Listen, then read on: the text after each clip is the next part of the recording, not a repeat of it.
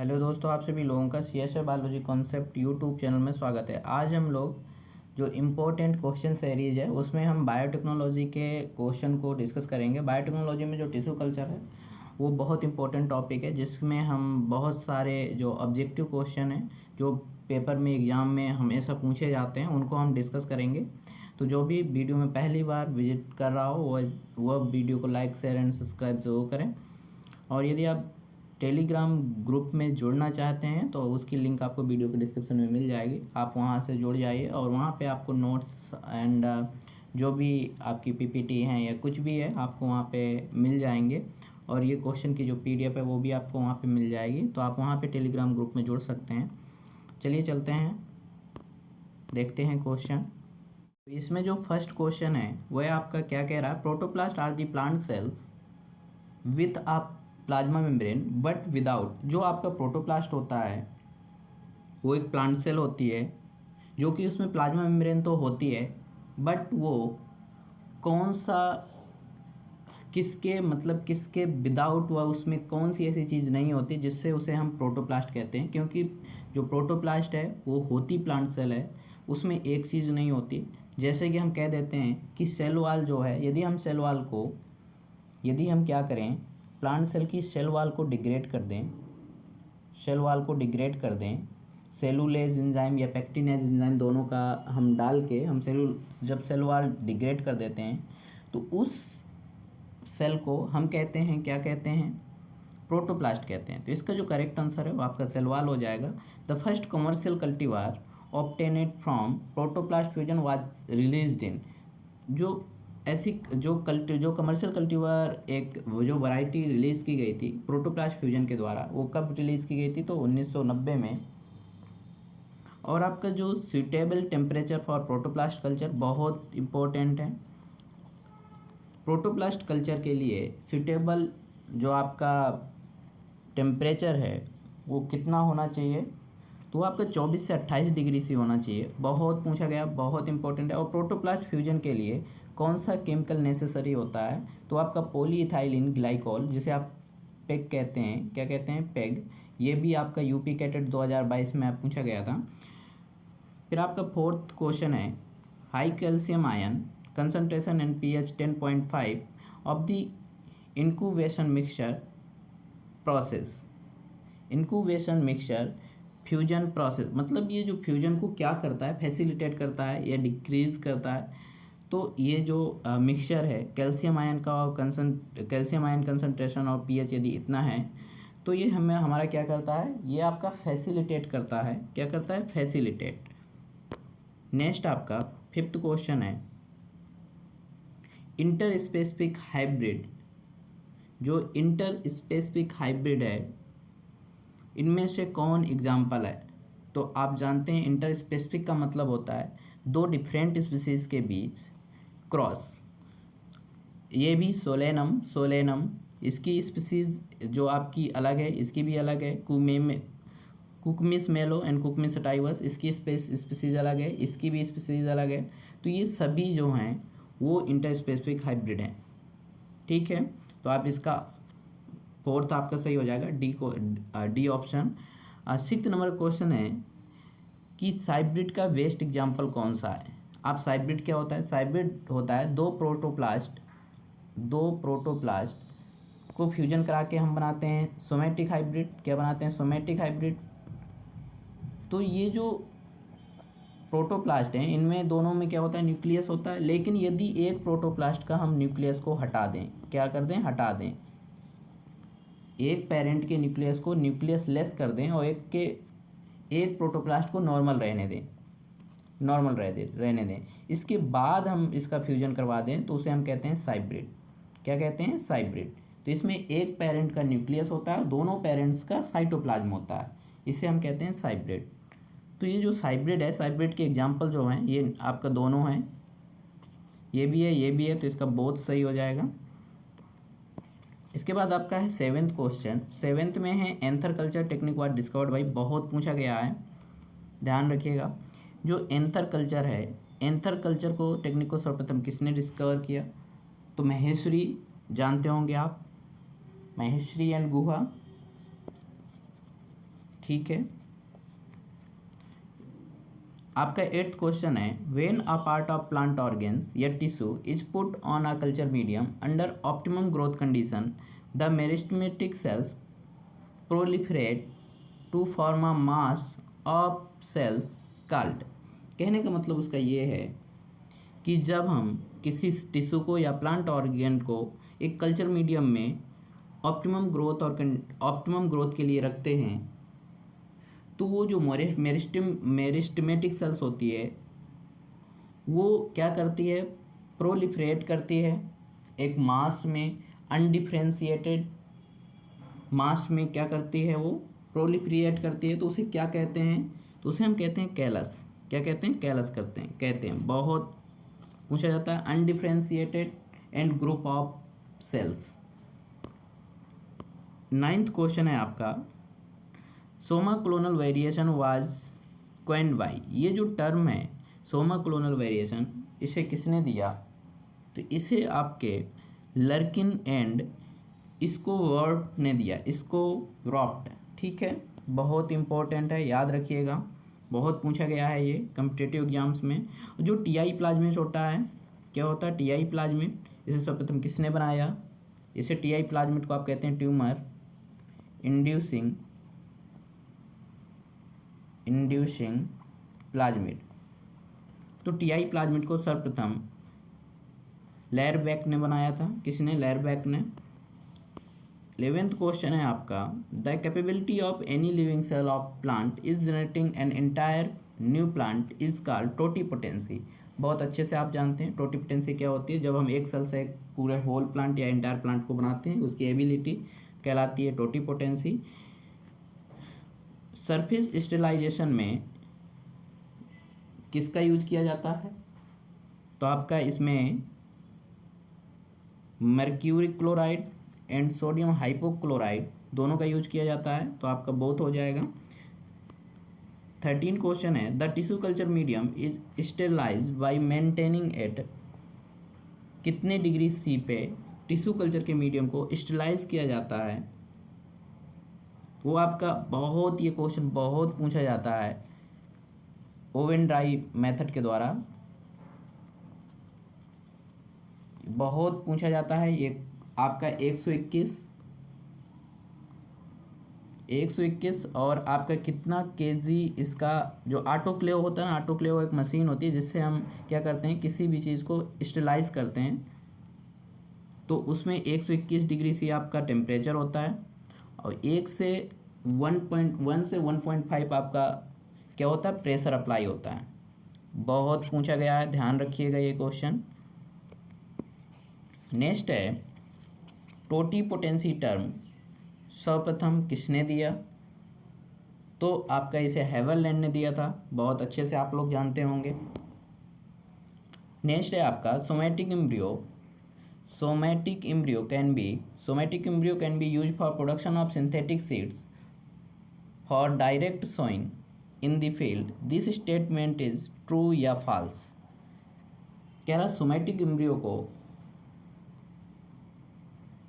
हम क्या कर सकते हैं, सिंथेटिक सीड के प्रोडक्शन के लिए डायरेक्ट सोइंग कर सकते हैं फील्ड पे। क्या ये सही है, तो आप यदि इसे देखें तो ये सही है। क्योंकि सिंथेटिक सीड जो होता है, आप जब सिंथेटिक सीड पढ़ेंगे तो उसमें एक कवरिंग कर दी जाती है कि सोमैटिक एम्ब्रियो या कोई आपका एक्स प्लांट है या कुछ भी है, उसमें हम कवरिंग करके उसका क्या करते हैं, शोइंग कर देते हैं। तो ये क्या है आपका सही है। Oxygen used in tissue culture in cereals, वह कौन सा ऑक्सीजन है जिसे हम सीरियल्स में यूज करते हैं, आप अच्छे से जानते हैं 2,4-D ऑक्सीजन है। नेक्स्ट है आपका मिंगो, बहुत इंपॉर्टेंट है, बहुत इंपॉर्टेंट। मिंगो एक वैरायटी है। तो जो ये मिंगो the first licensed cultivar was produced using haploid in vitro based on chromosome elimination bulbosum method. ये एक मेथड होता है, मैं जब आपको पढ़ाऊँगा हैप्लॉइड प्रोडक्शन में तो ये बताऊँगा मैं कि ये बुल्बोसम मेथड होता है। उसके द्वारा एक कल्टीवार जिसका नाम था मिंगो, उसे डेवलप किया गया। तो वो जो कल्टीवार था वो मिंगो किस क्रॉप की कल्टीवार है, किस क्रॉप की वैरायटी है। तो आप जब इसमें देखेंगे तो ये आपका बार्ले की है। किसकी है? बार्ले की। आप इतना ही आपको याद रखना है कि मिंगो किसकी वैरायटी है। मिंगो किसकी है? बार्ले की है, जो बुल्बोसम मेथड के द्वारा हैप्लॉइड प्रोडक्शन, हैप्लॉइड बनाई गई थी इन विट्रो कंडीशन में। नेक्स्ट है आपका which of the following method is employed for the producing virus free plant. बहुत पूछा जाता है, बहुत इंपॉर्टेंट है। वायरस फ्री जो प्लांट है उसे प्रोड्यूस करने के लिए हम मेरिस्टिम कल्चर का यूज करते हैं। किसका यूज करते हैं? मेरिस्टिम कल्चर का। Heat treatment followed by meristem culture, बिल्कुल सही, मेरिस्टिम कल्चर। तो इसका हो जाएगा all of the above. Hydroxyproline resistant line of potato showed increase tolerance to. किसके लिए कह रहा है? जो हाइड्रोक्सीप्रोलिन रेसिस्टेंट लाइन है वो किसके लिए रेसिस्टेंट, किसके लिए टॉलरेंस शो करती है? पोटैटो में। किसमें? पोटैटो में। तो ये आपका किसके लिए शो करती है? ना तो ये सैलिनिटी के लिए शो करती है, ना तो आपकी ये फ्रॉस्ट के लिए शो करती है, ना तो ये बोथ है। None of the above reason, क्योंकि ये ड्रॉट के लिए शो करती है। किसके लिए टॉलरेंस? किसके लिए टॉलरेंस है? ड्रॉट के लिए, ध्यान रखिएगा। 20 है the concept of cryopreservation is based on arrest of of biological material stored at low temperature. तो जो क्रायो प्रिजर्वेशन है उसको हम जब बायोलॉजिकल मटेरियल को जब हम 196 डिग्री सी पे रखते हैं, उसमें जो क्या हम देखते हैं कि कौन सी ऐसी प्रोसेस अरेस्ट होती है। तो डिफ्यूजन होती है, इम्बिशंस होती है, ऑस्मोसिस होती है, या मेटाबॉलिक फंक्शन होता है। तो मेटाबॉलिक फंक्शन कभी नहीं होता, अच्छे से आप जानते हैं।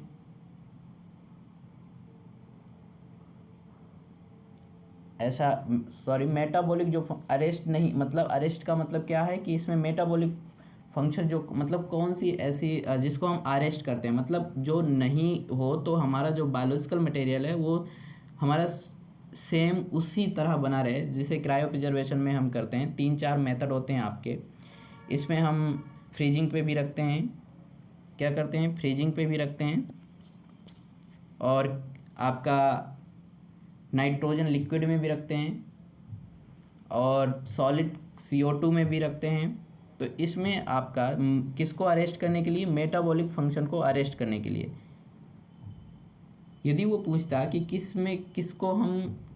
इसमें कौन सी फंक्शन नहीं होती या कौन सी फंक्शन होती है, तो अगर इसमें करें कौन सी फंक्शन अरेस्ट करते हैं, तो मेटाबॉलिक फंक्शन, ठीक है। तो इसका जो आपका ऑप्शन है हो जाएगा मेटाबॉलिक फंक्शन।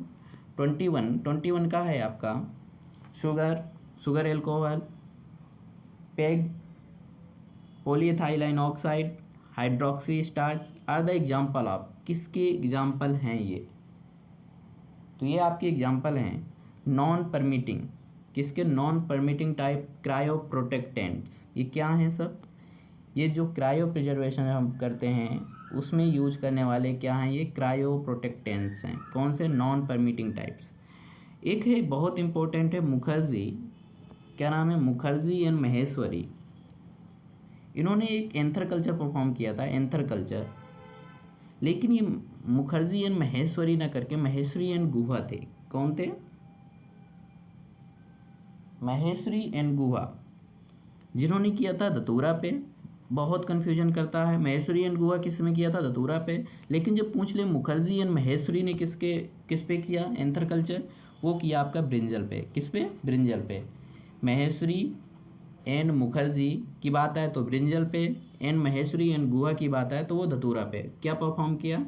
Anther culture. 23 में है ratio of light dark period in environmentally controlled culture room normally is. Light and dark का जो रेशियो है वो कैसा होना चाहिए कंट्रोल्ड रूम कल्चर में? तो आपका इसका 16:8 कितना होना चाहिए? 16 रेशियो 8 किसका, लाइट एंड डार्क पीरियड का। मतलब कहने का 16 घंटे आपका लाइट पीरियड तो 8 घंटे आपका डार्क पीरियड। 24 रिलेटिव ह्यूमिडिटी कितनी होनी चाहिए कंट्रोल कल्चर में, तो रिलेटिव ह्यूमिडिटी आपकी कंट्रोल कल्चर में 60 से 70 कितना होना चाहिए, 60 से 70%। 25 में है the intensity of fluorescent light in general environmentally controlled culture room is about. जो 25 है, 25 में 2000 जो आपका लक्स है ये आपका हो जाएगा इसका 25 का। अब है 26, तो 26 में एम्ब्रियोजेनेसिस,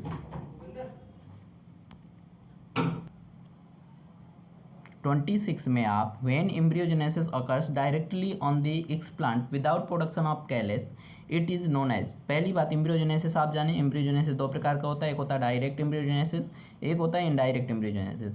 जब हम किसका एक्सप्लांट्स के द्वारा कैलस ना प्रोडक्शन करके सीधे हम एम्ब्रियो का प्रोडक्शन कर लेते हैं, एम्ब्रियो से हम सीधे क्या बनाते हैं, प्लांट बनाते हैं, तो वहाँ पे जब कैलस नहीं बनता, क्या विदाउट कैलस बने, उसे हम कहते हैं डायरेक्ट एम्ब्रियोजेनेसिस। क्या कहते हैं, डायरेक्ट एम्ब्रियोजेनेसिस, जिसमें कैलस का भी फॉर्मेशन करते हैं फिर देन बनता है हमारा न्यू प्लांट, उसे कहते हैं indirect embryogenesis.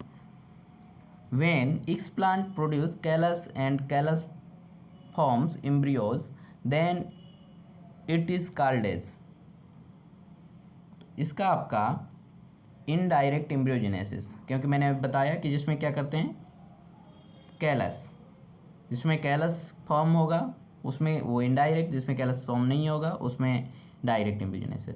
28 when somatic embryo are transferred on induction medium they gives rise to secondary somatic embryo. This method of obtaining embryo recurrently is termed as.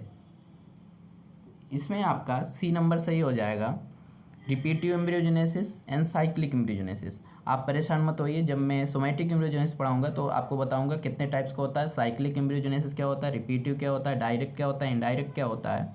तो ये कुछ नहीं बोला, जब सोमैटिक एम्ब्रियो को हम इंडक्शन मीडियम में ट्रांसफ़र करते हैं तो वो क्या करता है, सेकेंडरी एम्ब्रियो का एम्ब्रियो बनाता है, सेकेंडरी एम्ब्रियो। तो उस मेथड को हम क्या कहते हैं, तो उस मेथड को हम रिपीटिव एम्ब्रियोजेनेसिस भी कहते हैं, cyclic embryogenesis. Which of the following technology is use for virus indexing for biological material. कौन सा टेक्नोलॉजी है जिसका हम यूज करते हैं virus indexing for biological materials. तो इसमें आपका डी नंबर सही हो जाएगा। इलाइसा भी यूज करते हैं, टेम भी यूज करते हैं, shape of plants to test virus infection. जो प्लांट का जो शेप होता है, शेप जिसे आप जो बोलते होंगे लिक्विड, ठीक है, उसके द्वारा भी हम वायरस का इन्फेक्शन देखते हैं, पता कर सकते हैं। इलाइसा के द्वारा कर ही सकते हैं, टेम सेरोलॉजी के द्वारा कर सकते हैं अच्छे से। रसिड बर्बैंक, जो रसिड बर्बैंक है वो कल्टीवार है पोटैटो की, ये कहाँ से ओरिजिनेट की गई थी, ये किसके द्वारा, क्योंकि ये टिश्यू कल्चर के द्वारा विकसित की गई थी। अब ये टिश्यू कल्चर किसी एक एक्स प्लांट से लिया गया होगा, कोई एक पार्ट से। अब वेजिटेटिव पार्ट वो कौन सा था, तो वो था आपका लीप। लीप से क्या बनाया गया था, रसिड बर्बैंक, बहुत इंपॉर्टेंट है। कौन सा, रसिड बर्बैंक। तो आप समझ चुके होंगे, आपने 30 क्वेश्चन बायोटेक्नोलॉजी के इसमें डिस्कस किए हैं।